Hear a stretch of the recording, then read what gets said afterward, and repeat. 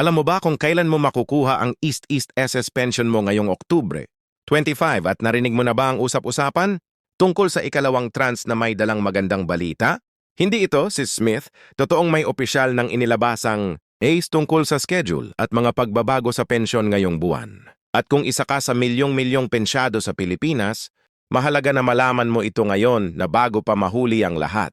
Ngayong though, at marami ang nagtatanong, bakit parang may delay? Bakit may dagdag? May ilang pagbabago sa sistema ng pag-release ng pensyon, what ito? Ay may kinalaman sa banking schedules, national holidays at mismong direktiba ng Social Security System. Ang mas nakakakiliti sa balita, may second tranche na inaasahan ng ilan, lalo na yung mga pensioners na qualified sa Enhanced Benefits Program. Ang tanong, kasama ka ba kung isa kang pensyado na may direct credit sa bangko? Dapat mo ring malaman kung ang iyong account ay naproseso na alin. Sunod sa bagong schedule, hindi lahat ay sabay-sabay makakatanggap. May mga nakaschedule depende sa unang letra ng apelido mo at minsan depende sa type ng pension mo. May mga pensioner din na hindi aware na kailangan nilang i-update ang kanilang records para hindi ma-hold ang kanilang monthly pension. Kaya sa video na ito, isa-isahin nating himay ang lahat ng official updates mula sa tungkol sa October 2 at 25 payout schedule. Kasama na ang detalye ng ikalawang tranche. Sino ang kwalipikado at paano mo malalaman kung kabilang ka sa mabibigyan ng dagdag o mas maagang pensyon? Hindi ito haka-haka. Ito ang tunay na impormasyon direkta mula sa SF. Ipapaliwanag natin ang malinaw, simple at walang paligoy-ligoy para sa lahat ng senior citizen sa Pilipinas. Ito ang video na magbibigay liwanag at sagot sa tanong mong makakatanggap, ba ako ng dagdag ngayong Oktubre? Ngayong opisyal na inilabas ng SS ang schedule ng pensyon para sa Oktubre 2 at 25, mas lalo tayong kinakabahang matuwa. Bakit? Kasi hindi lang ito tungkol sa petsa kung kailan darating ang pensyon.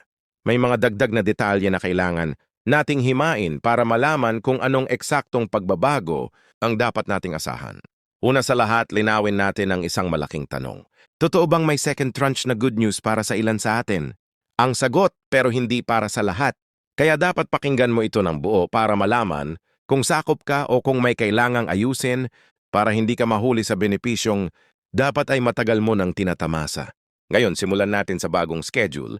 Tulad ng nakagawian ng SS, ipinoproseso ang monthly pension sa pamamagitan ng kanilang Direct Credit Program, OS. Ibig sabihin nito kung ikaw ay may savings account or kit card na nakalink sa accredited banks ng IF tulad ng Land Bank, VDHV o ilang mga kilalang commercial banks, automatic na papasok ang pension mo sa account mo ayon sa schedule.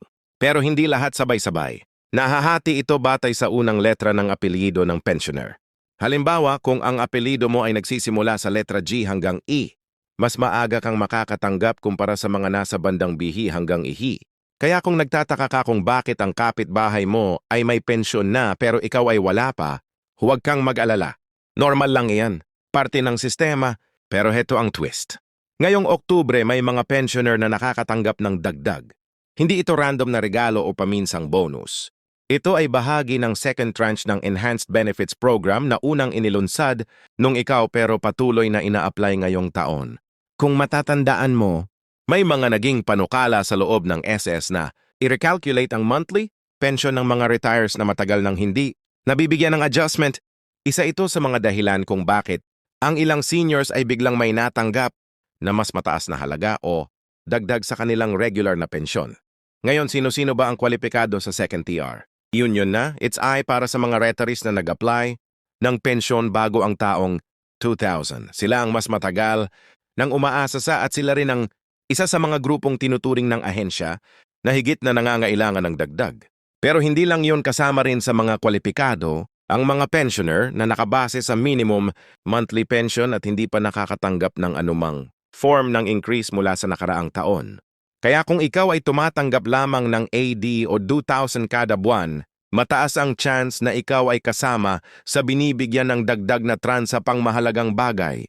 Ang second tranche na ito ay hindi automatikong ibinibigay sa lahat ng account.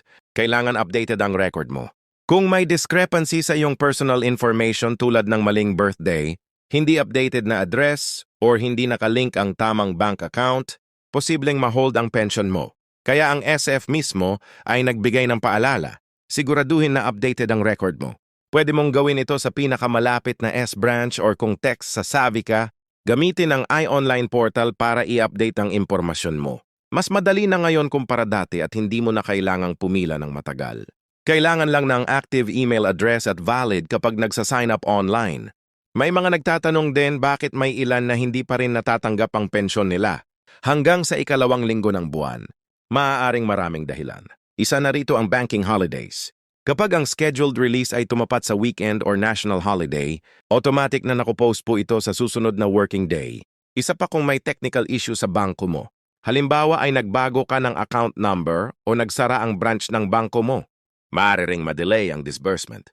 Kaya para makasigurado, mainam na mag-inquire muna sa bangko mo bago ka magtungo sa set office. Marami na kasing kaso kung saan ang akala ng pensyonera ay may problema sa TC. Pero sa totoo lang, sa bangko pala may issue. Sa mga kababayan nating senior na nasa malalayong probinsya, may dagdag balita rin ang UREN nakipag-partner sa ilang local government units para tiyakin na kahit sa malalayong lugar, makakatanggap pa rin ng tamang impormasyon at serbisyo ang mga pensyono. May mga mobile caravan na umiikot sa mga rural areas para tumulong sa record, updating at verification ng status ng pensyon. Kaya kung sakaling may local announcement ang EVC nyo tungkol sa caravan, huwag palampasin dala nila ang serbisyo at tulong na hindi mo na kailangang hanapin pa sa syudad. Ngayon, usapang pagtaas ng pensyon. Alam kong ito ang pinakahihintay-hintay ng karamihan sa atin. May plano bang dagdagan ang buwan ng pensyon ngayong taon? Ayon sa huling pahayag ng SSE, patuloy nilang pinag-aaralan ang posibilidad ng pagtaas ng minimum pension lalo na sa harap ng tumataas na presyo ng bilihin. Ngunit gaya ng lagi nilang sinasabi, ang anumang increase ay kailangang may katumbas na pondo, kaya't sila rin ay nananawagan sa mga aktibong miyembro na patuloy na maghulog para matiyak na matatag ang pondo ng Social Security sa mga darating pang taon. Ang totoo, may proposal na umabot sa Kongreso ukol sa pagtaas ng minimum pension, pero ito ay kasalukuyang tinatalakay pa at wala pangal na desisyon. Kaya habang wala pa tayong malinaw na pagtaas, mainam na bantayan natin ang mga anunsyo ng sa kanilang official. Padyest at huwag basta-basta. Maniwala sa mga fake news na nagsasabing may dagdag bukas na agad. Sa huli, yung pinakamahalaga ay ang pagiging updated mo sa lahat ng galaw ng IS. Napakarami ng nabiktima ng maling impormasyon. May mga naglabas ng balita sa social media na kunwari, may iisa zero na ibibigay sa lahat ng pensioners pero scam pala. Kaya paalala lang, huwag magtiwala agad sa kahit anong nababasa online. Laging i-verify sa opisyal na S website or sa verified Facebook page nila. Maaari mo ring tawagan ang kanilang hotline para sa personal mong concern. Ngayong Oktubre 2 at 25, malinaw ang mensahe. May opisyal na schedule na inilabas. May mga pagbabago sa disbursement system at para sa ilang pensioners. May magandang balitang second, tranche na maaari nilang matanggap pero hindi ito, automatic. Kailangan mong alamin kung ikaw ba ay kasama at kung hindi, may mga paraan para makasabay ka sa mga benepisyong para naman talaga sao. Huwag nating hayaan na malampasan tayo ng panahon. Lord, yung mga update na ganito ay hindi lang basta balita. Ito ay lifeline natin sa ating pang-araw-araw na buhay. Maging alerto, maging responsable at higit sa lahat maging maalam. Kasi sa panahon ngayon ang impormasyon ang tunay na kapangyarihan. Kayatan mo ako sa mga susunod na video kung saan tatalakayin pa natin ang iba pang benepisyo, pagbabago at oportunidad para sa lahat ng pensyado sa Pilipinas. Hindi ito basta-basta content. Ito ay serbisyo para sa inyong lahat na matagal nang naghintay, nagtiis at patuloy na umaasa.